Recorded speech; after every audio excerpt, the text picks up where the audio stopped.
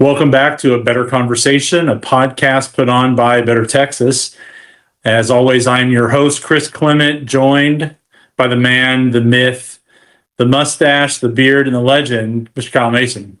Yes, happy to be back. It has been a while. I don't know how long it's been, though. Several weeks, months? No, it's been weeks, but between you being in the Navy and me being a lawyer, it's been a busy month, but we're back. And we wanted to make sure that we talk about some big happenings here in North Texas recently, especially as we get ready for the November election, or really everybody starts gearing up for the November election. So today, the primary thing that we're going to be talking about is Dallas County, the Dallas County Republican Party, and the new chair, at least temporarily, maybe long-term, of the Dallas County Republican Party. So just a level set, Kyle, you are a precinct chair for the Dallas County Republican Party, correct? Yes. So this is something that you were involved with. You were actually at the election, weren't you? Yeah. Okay. Well, we'll certainly get your feedback on it. I used to be, but I moved up north. Some say it almost Oklahoma. I say it's just Collin County. But here we are. So, you might be asking yourself, well, what are we talking about? Well, if you weren't aware, the Dallas County Republican Party's chair coming into this year was Mr. Allen West, or Lieutenant Colonel Allen West, whatever the proper honoraries are. There was some controversy within the Dallas County Republican Party, largely about elections and conducting precinct-based versus countywide votes on the election day of the runoff for the primary. So if you're following from home, we have the primary process. We had primary election day back the first Tuesday of March. Some races went to a runoff. That runoff election day is May 26th upcoming. So the dispute was, back on election day for the primary, the Dallas County Republican Party had precinct-based voting. But in the early voting, it was countywide, but on election day, it was precinct-based.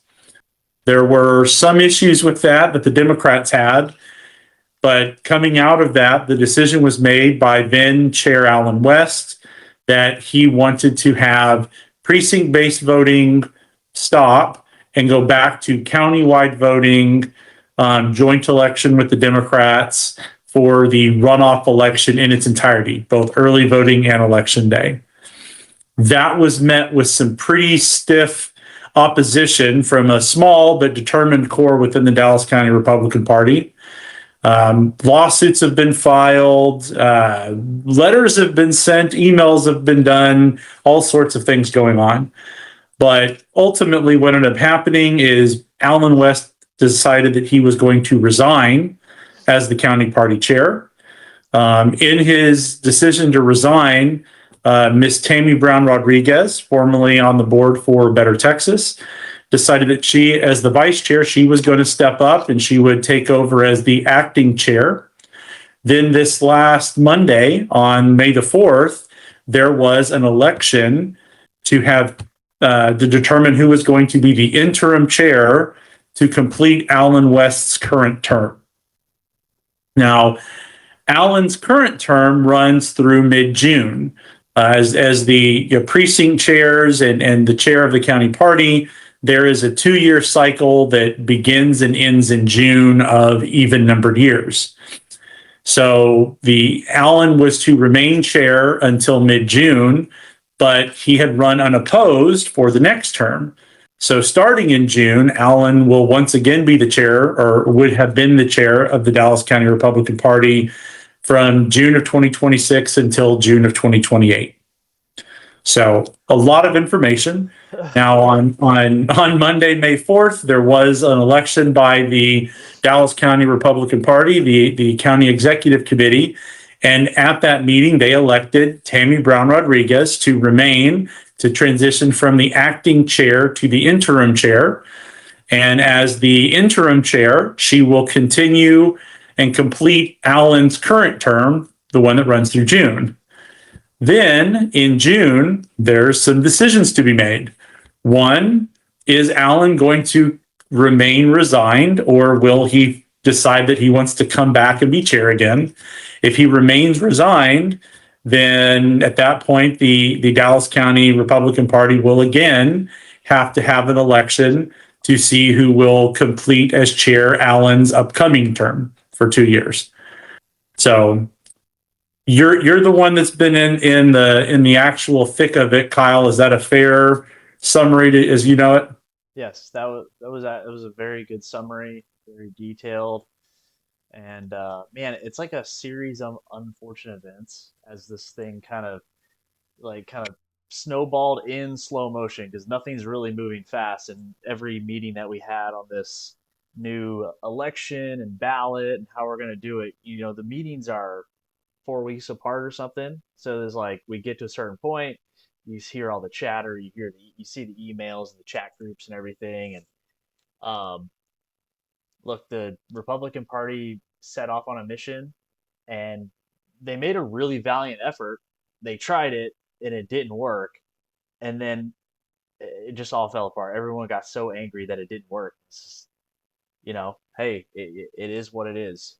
And real quick, I just want to make sure our audience is clear. When you say they made a valiant effort, are you talking about the precinct-based voting? The precinct-based voting, I think, I can't really put my finger on what the last big lift was for the Dallas County Republican Party, but I felt like that was a very big lift for the Dallas County Republican Party. They put a lot of time, a lot of resources. That was the big thing they were going to do, and they gave it a shot. And I think the feedback was a lot of people were confused and didn't really like it, and that's how we used to do it. And we'll talk about it in a while, I'm sure, but those days are behind us. But it's not behind a lot of people that are involved in the actual Dallas County Republican Party. They want to go back to how they've always been doing it. Well, and it's sort of an important thing to kind of keep in mind. And we touched on this a little bit with our primary coverage here on the podcast, but in you know in elections in Texas, you have your early voting period, and then after your early voting period, you have election day. And in these primaries, in most counties, I think in all counties perhaps, the county itself is charged with conducting early voting. So the county's election board will make the decision about how the early voting will go. And in Dallas County, it's countywide voting. And what that means is that you can go to any polling location that they have open and you can cast your vote. You don't have an assigned polling location or anything like that. You can go anywhere and cast your vote. It seems to me that that's a pretty popular way to do it for most voters, right? You have the convenience that, hey, if I'm near my office, I can pop into the polling location at lunch or as I'm coming to work or as I'm leaving work. Or on a Saturday, if I'm out and about and I can pop to a spot, or, hey, I noticed this polling location doesn't have many people, let me go there. The issue with the countywide voting, and this is, I think, what really spurred on a lot of those in the Dallas County Republican Party to want to go back to precinct base, is when you have countywide voting, you really can't get away from having a certain amount of computers and machines with how your votes are going to go. So the number one thing is what are called e-poll books. And so an e-poll book is hooked up to the system. It keeps track countywide of who's come in to vote. And the reason you have these with countywide races is to make sure that somebody doesn't go to different polling locations and try to vote multiple times. Because you go check in one place, it will show countywide on all the e-poll books that this person has come in to vote. Now, if you have precinct-based voting, you don't have to have those e-poll books, those computer, internet-connected e-poll books. Instead, what you have is, hey, here's the list. You come in, we check your name off that you came into your designated place to vote, and that's it. Because if you try to go to any other polling location and vote, I'm sorry, friend, but you're not allowed to vote here.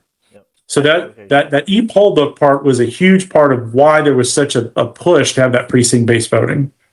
Yeah, and it goes all back to Stop the Steal and all the issues that had come up and really still haven't gone away since then. And this was kind of the best solution that a lot of people could think about. And that's how it used to be done before we had the internet and everything was connected. But that was a while ago. I'm trying to find the last time we did like officially before the e-poll book came out. But yeah, people have gotten used to that. I have always voted where I could go anywhere, right?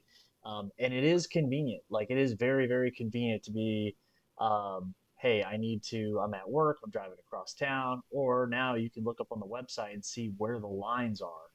No lines. That's huge if you're on a lunch break or something like that. But I think it got pretty confusing for a lot of people.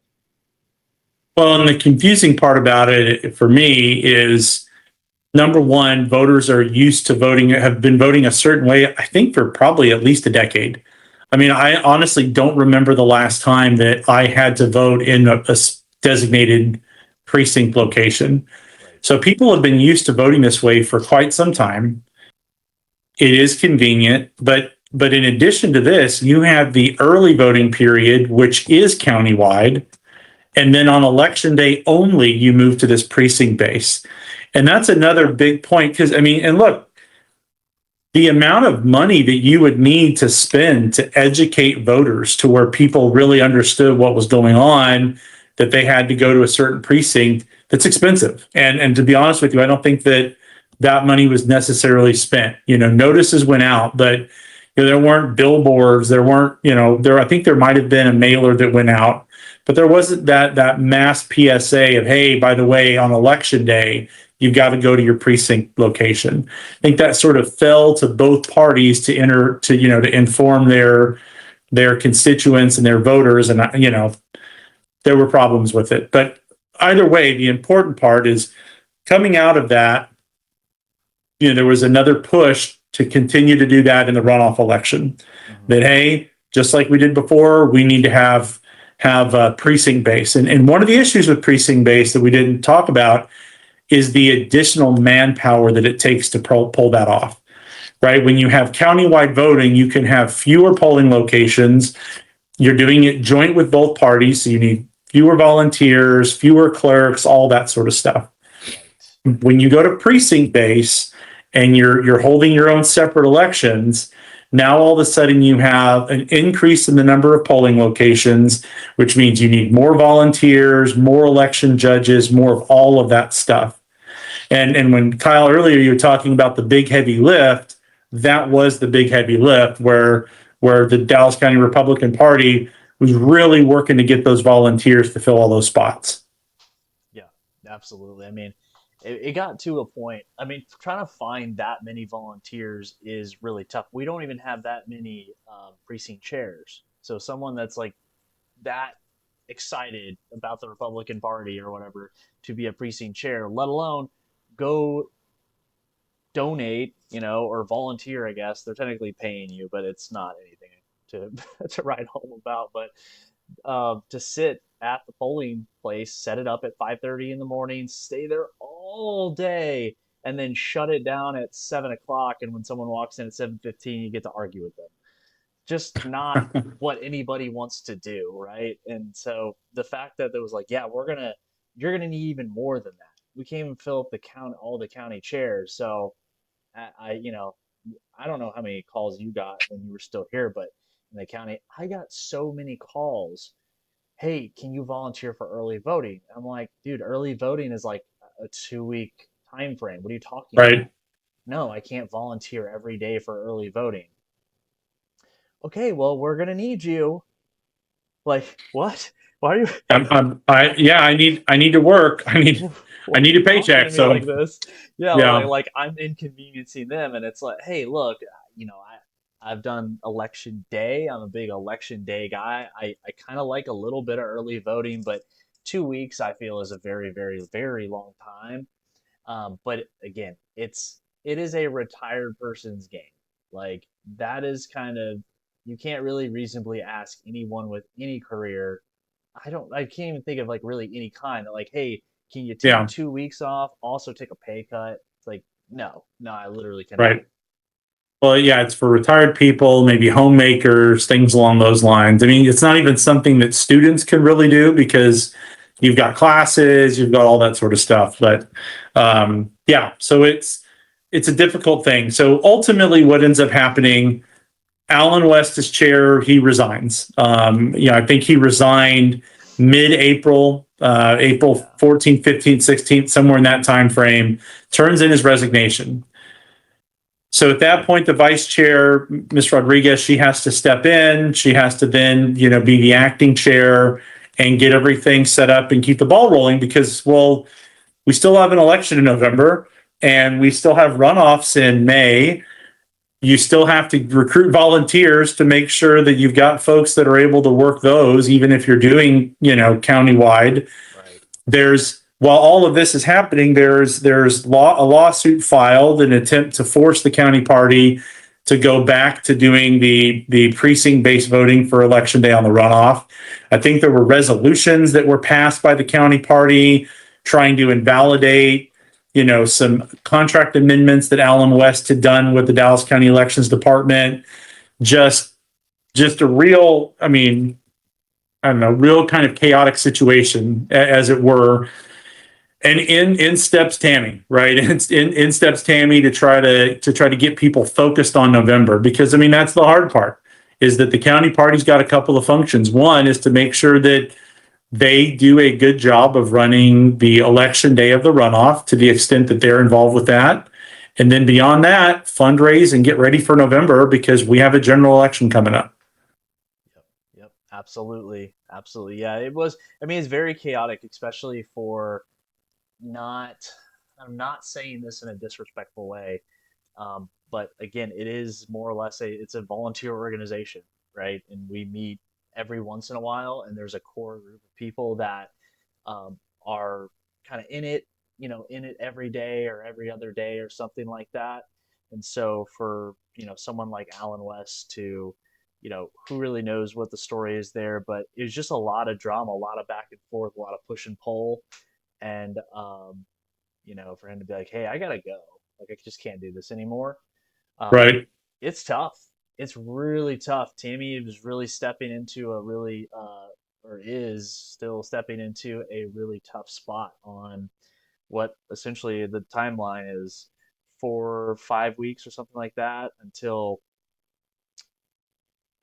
June, where this is kind of the question too that hasn't been answered, which is leaving a lot of people. Everyone was joking about it at the voting. It was like, hey, so literally we're doing all this, and Alan West could just come back in June and be like, hey, like I'm back, and he have a better tan or something. And so that's gonna be that's gonna be really interesting. I don't know. It's just like for somebody, I don't know.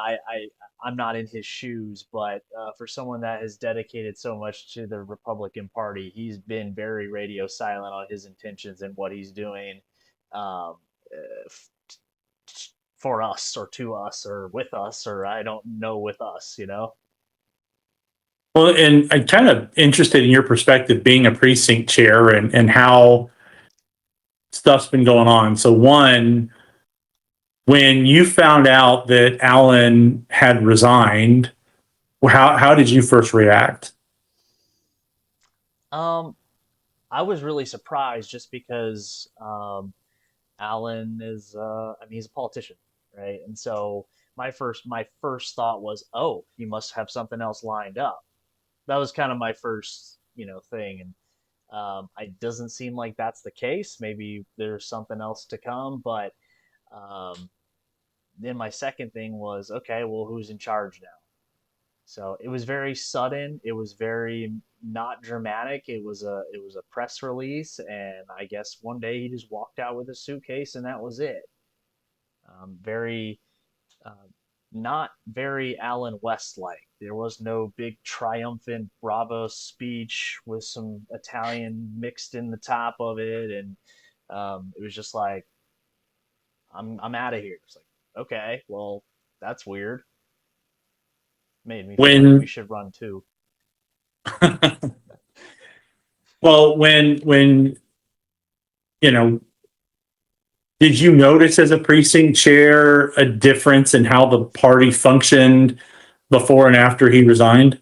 Um, no, I mean, right now is it is so we have talked about this maybe on or offline of we talked about the primaries. You know, as a precinct chair, I'm not super activated to do things that precinct chairs do, which I believe is just door knocking, texting, passing out flyers, things of that nature. Some people go different directions with it, but I don't really want to get out on the stump for anybody and be like, hey, I endorse this candidate in the primary because one, it almost makes it look like de facto the Dallas County Republican Party is endorsing that person, right? And so, but Mhm. that's something that a Better Texas doesn't do.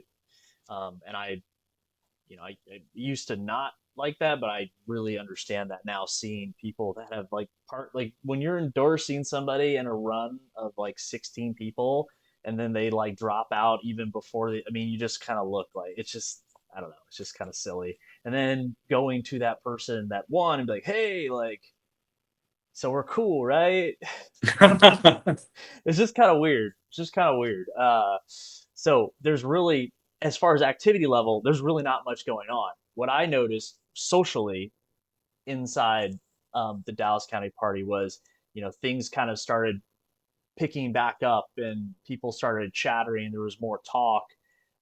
There's really only been a core people pushing the precinct chair voting, the paper ballots, and making that happen, or trying to make that happen and trying to keep it on course. Those have been kind of the loudest people that I've heard from. But now, once that happened, it was like, okay, cool. So something's awry. Like, what are we doing here? And I think a lot of people see an opportunity to um, maybe change the course a little bit. Well, I want to talk about the actual election of the new chair because you were there. You were a voting member that night, right? Mm-hmm. And Yep. this is like Monday earlier this week. That that wasn't a closed meeting. That was open, Yep. right? Yep. Sorry, the lawyer in me just wants to make sure you don't get in trouble for talking about things that happen in a closed meeting. Oh, yes. No, it was an open meeting. The press was in the back. Uh, there was some people that you would know in the back, and there was also guests. We did have guests allowed in the back once everyone was seated. Um, yeah, I think we had the number was 185 precinct chairs showed up, Oh which wow. Okay. pretty good. Like actually, we needed 135 to make quorum. We had 185. When we had started, the guy said, "Hey, we got 175, so we have quorum. We're gonna get started. We still have some people trickling in." It started at 6:30, and it's like a lot of people get off at 6:30. By the way, if you live in Grand Prairie, you got to come through downtown and get to East Dallas where they're holding stuff. Right. Um, anyways, people are like, well, wait, when we started, we had 175. Now we got 185. And, there was like, they're stealing they're stealing the board position. I'm like, man, you guys just need to, I mean, come on, like, seriously. Yeah. How we heard earlier. I mean, a while back we had Tim Davis on the new chair in Tarrant County, and he talked a little bit about how his race and the vote went. How did it go in Dallas? Um, so from the, hmm, good question. I I'll tell you how I saw Dallas and how I'm seeing Fort Worth, but I wonder if someone in Fort Worth kind of thinks the opposite. Like when I was I see Fort Worth as a very like cordial thing. The one guy didn't. It wasn't a very clear vote, but the one guy clearly wasn't going to be able to rally votes, so he stepped down and said, "Hey, I support this guy," and everything is all good. To me, that's very like, hats off, sir. Right? Dallas, it was very to me, it was very dysfunctional. We're supposed to start at 6:30. We started at like 6:45 ish. Got off to a bang up start of everyone's like probably six or seven people stood up at the same time and um, a point of order or what are they? A point of clarity, just all the things, right? High school debate, and I was never in high school debate, and I just think it's, hey, it's uh, parliamentary process or but I just think it's the nerdiest thing to hear. But Brother, I'll tell you, I was in high school debate and I used to coach high school debate, and there is no parliamentary procedure in high school debate. So it sounds like it's even nerdier than high school debate. It just is so silly. I mean, I get it that we need a process and certain things need to be said, but regardless, people immediately wanted to change how we're going to do this, and then people started talking about, well, if we don't have a ballot and we're just going to do a stand head count vote, people are going to be intimidated and people are going to be taking photos of who's voting for who. I was just really confused by the whole thing about what, like, is there that much intimidation going on here? People are like scared. Anyways, that took we probably spent almost an hour going back and forth on, are we going to do a head count vote? I wanted to just do the head count vote or say I, which now seeing that would work because it was almost 50-50, but head count vote so we didn't have to then take the ballots into the other room and count them. I just wanted to do this quickly and leave. um, Me and Vlad were going to go get drinks, right? But that got canceled because we can't just do something quickly, right? Um, so it was just a big CF. Um, and so that took, so we finally got to the, okay, who's running now? Well, we already know who's running, but no, you have to officially nominate them there. Someone has to nominate you. This could all been done before, and we could have sent out an email and every one of those people could have sent out their resume and a quick little video. But no, we did it like this. 5 people got nominated. 5 people got 4 5-minute speeches. 5 people got 2 questions, one each round, right? And so we got to hear that groundbreaking um, elevator pitch 10 times. Um, and all the while, everyone already knows who they're voting for. Right. So it's again, and then so we went. They voted. Tami comes up with 48% the first round of voting, which it took. Again, it was 185 ballots. It felt like it took 20 minutes to count them. Are you criticizing hand marked, hand counted ballots, sir? Oh, I am 100% Scantron. Send it through. Maybe not the the hidden code voting machines, but I'm a fan of old style tabulators. I think they're great. Um, and so that took forever, and I was confused about that because there was only 5 candidates. 3 of the candidates together got like 8 votes. So there's essentially 2 piles of separating these names, right? And they came out. Tami got 48%, so it wasn't clear cut. Okay, we go back to round two. I cast my ballot into the bucket and then I have to leave because at this point it's probably 9:30, Ugh. 9:45 of just sitting in this room. And I felt very emotional about it. And it kind of started really bringing to the surface a lot of the problems that we're facing, and also why a lot of people, I think, don't get involved. It's Monday. It's Monday. I'm supposed to be fishing with my kids right now, but instead I'm at some church in East Dallas and voting on an intern leadership position that should be filled already by someone that was previously elected to fill out at least your term. You're hired for a job. But we're doing this and we're bickering, we're arguing, and we couldn't just do some kind of app where we all vote on the app and we see it right on the screen, right? We've all, well, I did that in high school. Um, and So it was very sad. But that's the problem, is that the people there, it's a retired person's game. I mean, they don't have kids at home. They don't have a job probably tomorrow because they're retired, right? Or they're making their own schedule. Good for them, right? I'm not knocking on them. I'm just saying it's like it's very late, and we live across DFW. I don't live in White Rock Lake. I don't live in Highland Park. Like, I'm far away, right? So very frustrating, very frustrating. Well, it's tough to have a balance, right? Because obviously electing a new chair, really important thing, right? Something Sure. you want to get right. But to your point, it's also a matter of, gosh, you have to have some efficiency for it because otherwise you drive people away. Hmm. And it's just like, for example, I mean, I'm not, I don't, you can say you don't want to answer, but there's going to be another one of these elections in June. Right. After what you just experienced, what's the likelihood that you're showing up again in June? Maybe less likely. It's summertime. It's going to be hot wherever we're going to go. It's probably going to be hot. Um, it's was didn't smell good in there after an hour.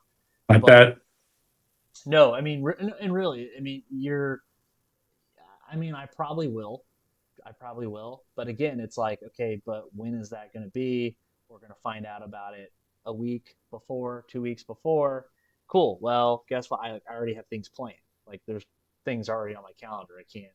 So, um, yeah, I think that's what drives people away. It's just low energy. It was slow. It was um, and confusing too for someone again that doesn't do this on a regular basis and doesn't like if I really wanted to stand up and say something or make a point or something like that, I would have no idea what the verbiage is. I know you got to stand up, name, precinct, and then like I don't know what you say after that, but apparently you have to say something that Mm. sounds so that way then you can speak, or else you're not recognized. And so there's a Yeah, few. there. Yeah, go ahead. Well, I mean, that's the hard thing about running the meetings, right? I mean, you want to keep with parliamentary procedure, the Robert's Rules of Order. That way you keep your meeting flowing, but at the same time, if you're too rigid in applying that, then you make people like yourself not really willing to stand up and be heard because it seems like there's sort of a special kids club knowledge secret handshake that you have to know in order to have anything to say in the meeting. Yep, yep, absolutely. To that note, I will say, as far as like kind of helping people, I guess you could say, I can't remember the gentleman's name, but I think he did a fairly good job. There was some hostility in there as well, so and you could see that and you could hear that in people's questions or accusations. There's what you're not supposed to disparage a candidate while making a statement. But there's ways of doing it, right? And you can Right. tell who the professionals are, and they've been doing it for a while, and then who the people are that just come out with whatever they want to say, and then they're just like, "Oops," and it's like, okay, not cute, not a good look for you, but okay. In the legal world, we call that you can't unring the bell. You say something you're not supposed to in trial, you can object. The judge can tell the jury not to disregard what you just heard, but you can't disregard what you just heard in your brain. That's just not how the brain works. Right. Um, well, I want to move forward a little bit and sort of, obviously Tammy prevailed. Yep. What was the message that she was providing, when she was running for that position that night? Like you talked about her having like a 4 minute, 5 minute, whatever stump speech. What was her focus in that? Yeah, yeah, good question. Good question. I think that's what kind of set her apart. Again, I think a lot of people kind of knew who they were voting for. But regardless, her speech was really good because I felt like it was it was it wasn't rah rah, it wasn't motivational. It was definitely upbeat, but it was very informative. It was very professional. It was very strategic. There was a lot of acronyms, and I think that's cool. No, black leather glove. No, I'm just kidding. But seriously, it was this is what we're gonna do. This is how we're gonna do it. This is the timeline. These are three things I want to get done before June. These are the things that we're gonna do to get us past June and going into the primary, or sorry, the general election. So that way we're not trying to figure out what we're going to do for the general election in October, right? So that was really good. I think that she also brought in kind of displayed other people's achievements as well. I think that was really good because there is something to be said about I don't know if you've noticed, but I just feel like in politics everybody wants to make sure that like they got the win. Like Right. I did this, I did that, I'm the best. This is that. Tammy pointed out several things that other people had been doing, right? Um, and are trying to do, making an effort. Of course, she touched on the things that she has done, and rightfully so. I mean, the precinct training is like just over the top important, and she's been doing it for a long time now. So that's been really really great, and I think a lot of people in there voted for her and know her because she's teaching them how to be a precinct chair. Everybody wants to get involved, says go be a precinct chair, but it's like, okay, well, how do I do that? And she gives them very good information. You can go as deep as you want, or just like, hey, here's like 5 little things that you can do to be a precinct chair. I mean, Tammy, she was the training lead for us with the Better Texas, and at the Better Dallas. I mean, she's been taking the lead on training precinct chairs in Dallas County and other counties around the state since 2021. This is something that she's been doing and that we've been doing for a very long time. Um, well, so moving beyond, okay, we have at least temporarily, this new administration, or maybe not even a new administration, but Tammy submitted at the top. Yeah. As a precinct chair, as a Republican in Dallas County, what do you want to see different out of your county party? Like, how do you want to see your county party, I guess, improve going into November? Yeah. And real quick, I did hear someone say it's a new regime at the party at the vote. So just want to throw that out there. But that's not dramatic at all, but okay. That's what I thought when I was leaving. I was like, really? Okay. Okay. It's not like CNN talking about the Trump administration, so it's the new regime. Anyways, some things that I think that myself and really everyone wants to see is a little bit more clarity on goals. Um, just coming out and just like saying like, oh, we're gonna win. Win what? Right? I would like to see realistic goals. I would like to see someone say we're not gonna do this. I would like to see someone say something realistic of like, hey, you know where we're not going to spend a bunch of time because it's unrealistic that we're going to make up 60 points in these areas. We definitely, like you had said, like, hey, like we wouldn't mind helping someone out, doing some event or something like that. But I feel like there is this kind of almost like Hail Mary type situation. It's not even like blissfully hopeful. It's literally like this is our only shot of going into places that just reject um, the Republican Party and most of the values that they think that we have, and kind of trying to break that, get over that bridge or whatever. It's just I don't know if that's going to happen. So I'd like to see a much more focus and say, hey, this is what we're going to do. Um, and as far as Dallas itself, yeah, we're the Dallas County Republican Party. But again, I think we need to go back and to see where we're strong, see where we're somewhere in the middle, and see where we're weak.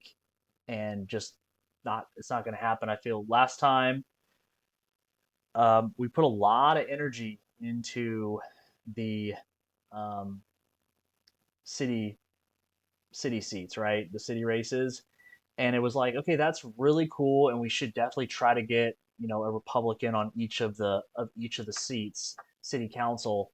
But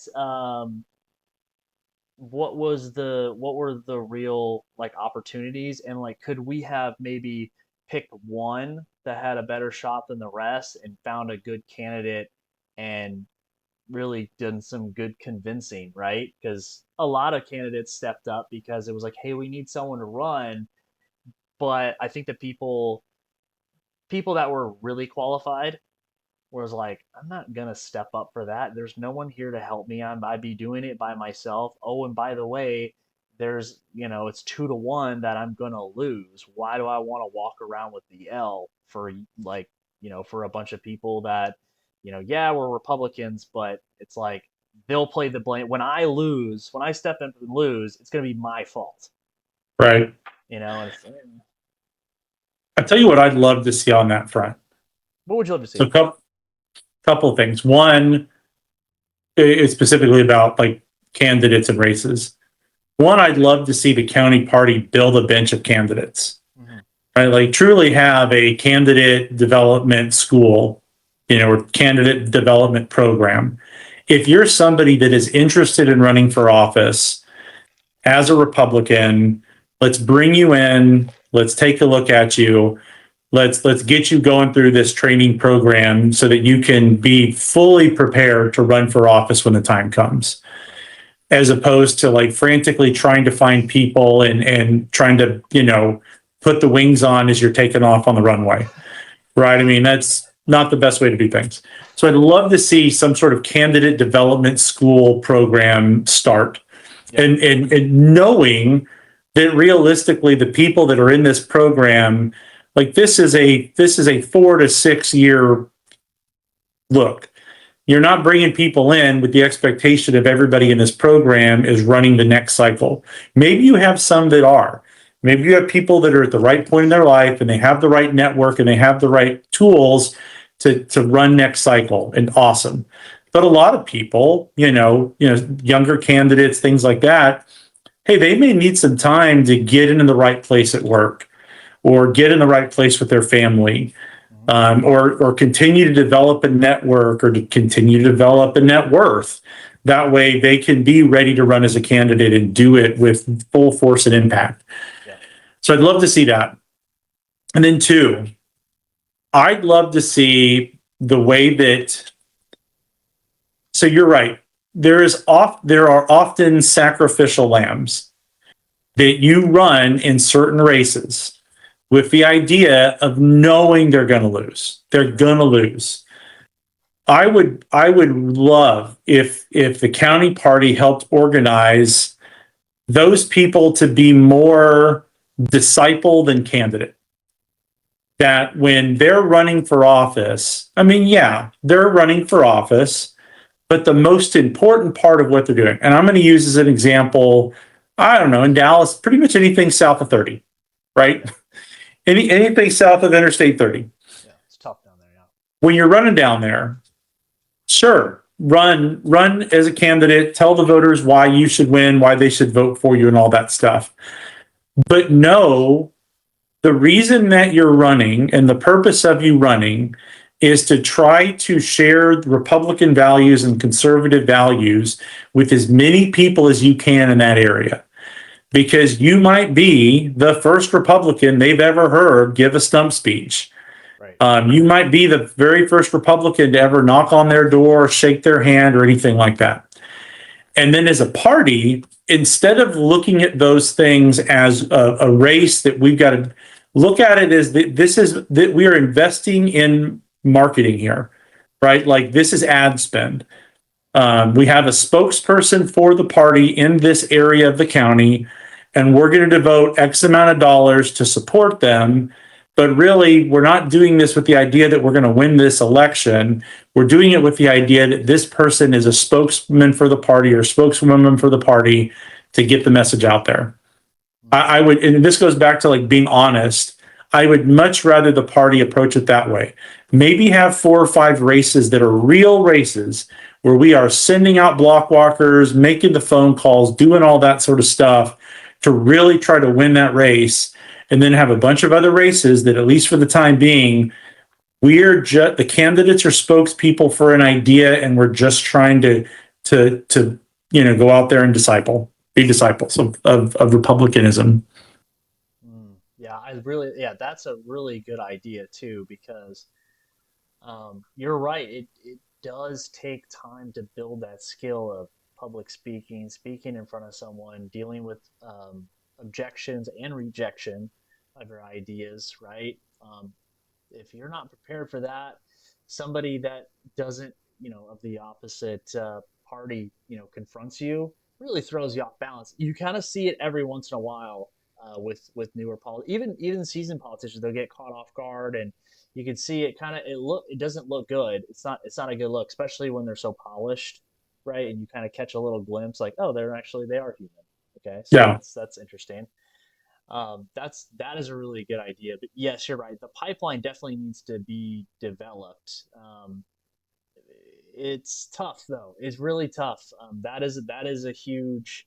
That's a long term plan. I do like that though, but it is, yeah, it's a huge commitment. So maybe it would be a good idea to be like, hey, look, if you ever even thought about it, or you want to develop the skills, and again, these are transferable to anywhere, right? You Right. can transfer them back to your work, or you want to build business, or talking, family skill, whatever. Um, hey, look, you want to do things for the Republican Party, we can get you involved. Here are some things that you can do.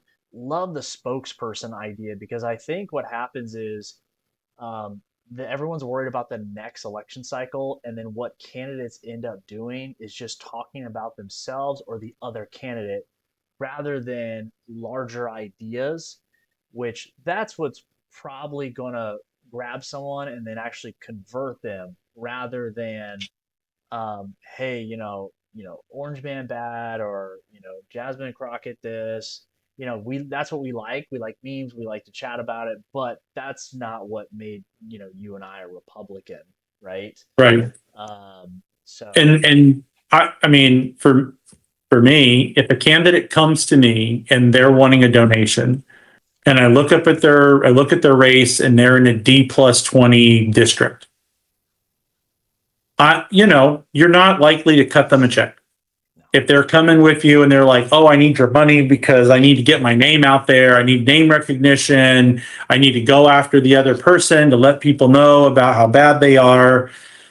I just look at that. I'm like, that's just lighting money on fire, because you increasing your name recognition does nothing for me next cycle.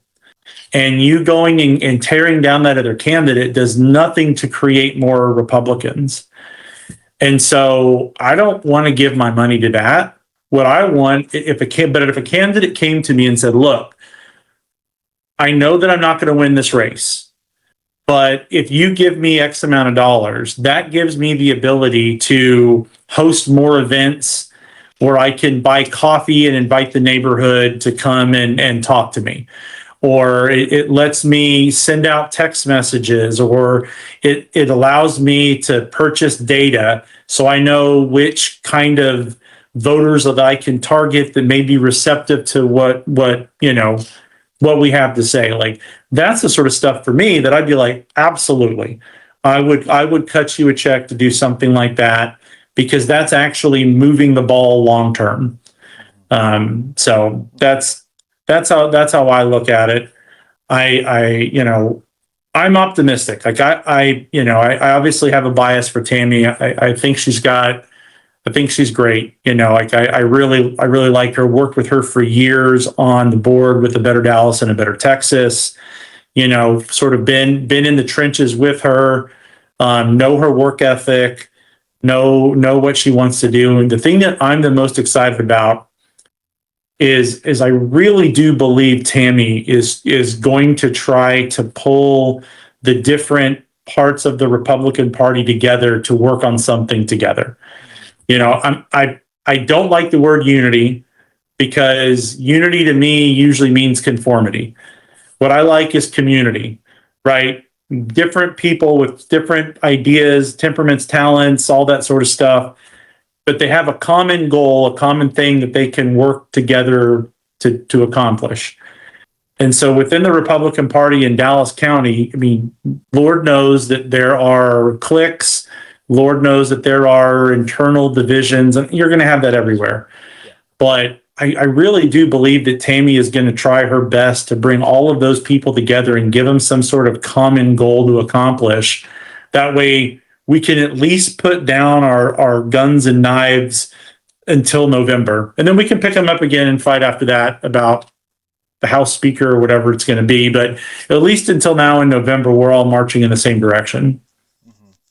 Yeah, yeah, that's good. That is what that is. So that's one thing I would like to say, that pretty much every candidate spoke to was, unity, I guess. Was like, hey, when we get out of here, we're all gonna go together. We're gonna, put all the rumors and this and that behind us. Um, I guess that's good to say. I wonder if people are really doing that. I can tell you, I had at least two people tell me that if the vote, doesn't go the way they want it to, they might not be involved after. I'm just like, okay, you're involved in this already. What are you gonna do, or why would you not want to be involved? Like, what is the Right. point? If you're just here because, like, I don't know. I'm just very confused. No one has really explained it to me. Um, very clear, like, made me a case like, well, I don't want to be involved if it's not my guy or my gal. It's like, okay, I don't know, like, should you even be here in the first place? Is my thing, is like, is it convenient for you to be here now? As you get, like, that's not, I don't know, that just doesn't seem conducive. And I guess my why I say this is, I just really hope that, the you know when the Trump train leaves the station, which is going to happen, I really just hope people aren't just like, well, that's it. Like, that's like, okay, but we've also made huge gains here that are now part of the party. So I don't know. What are your thoughts on that when you hear someone say that? I feel the same way. So, I mean, okay, I try to extend some grace because anytime you have an election, for a lot of people, it's a deeply personal thing, Yeah. especially when you're talking about something as intimate as picking the county party chair amongst the precinct chairs.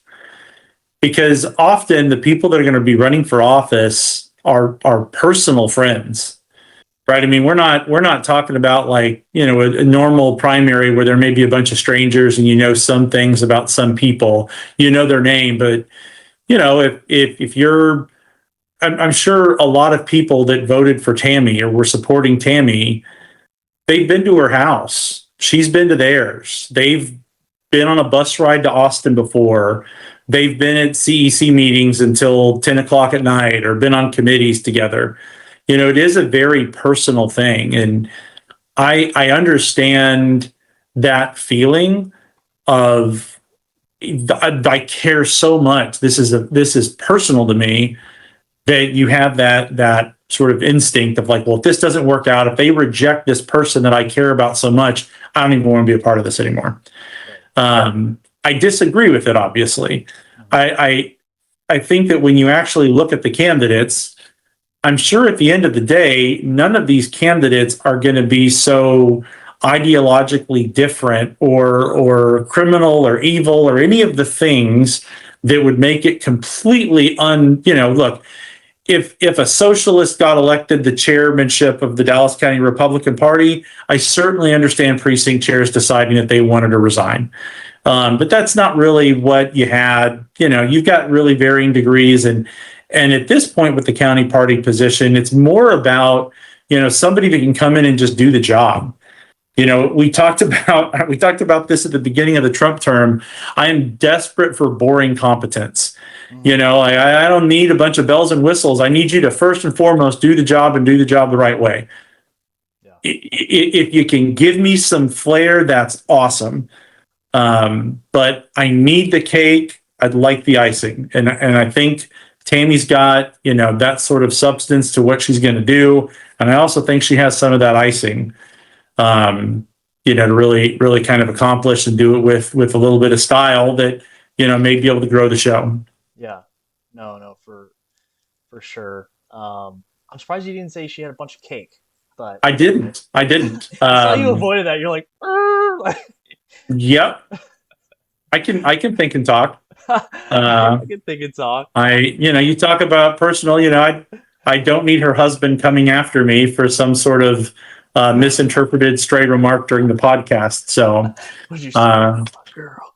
yeah, Yeah, exactly. that'd be awesome. Well, you know, again, at least for the next 5 weeks, right, or however long, because that's the other part of it is within a month and a half, there will be another election. So Tami will have time to be able to show at least partly what she can do. I mean, obviously, you can't fully implement a new strategy in that period of time, or at least I don't think a person could. Maybe she's Superwoman and can, but I think first and foremost, and I'm not trying to set a low bar for Tami, but the first thing that she has to be able to do is show that she can keep the train on the tracks, right? Because she is stepping into the middle of this volatile situation, and she needs to show that she can keep the train on the tracks. Then from that, build to, all right, well, we're gonna speed up the train, right? We're gonna get this thing humming, and that means fundraising. That means activism from the precinct chairs. That means streamlining the party's efforts. I know one thing that most county parties are in desperate need of is standard operating procedures. That's something that, if you talk to county party chairs around the state, which I've had the fortune of being able to do, that's something that they often say when they first take office is, wow, I really wish there was a guidebook. I really wish there was some sort of standard way that things happen. But a lot of times with a lot of the county parties, unless you have a chair that's been there for a long time, it's really ad hoc and it changes administration or regime to regime. So I think it would be great if even in the next 5 weeks, Tami was able to put some standard operating procedures in place that could be continued into the future and help provide some sort of consistency to the county party. Mm-hmm. Yeah, the standard operating procedures is really great, and most effective organizations have them. I kind of daydreamed. It was kind of based off the precinct chair strategy of like, if everything's based off the election year calendar. So if you're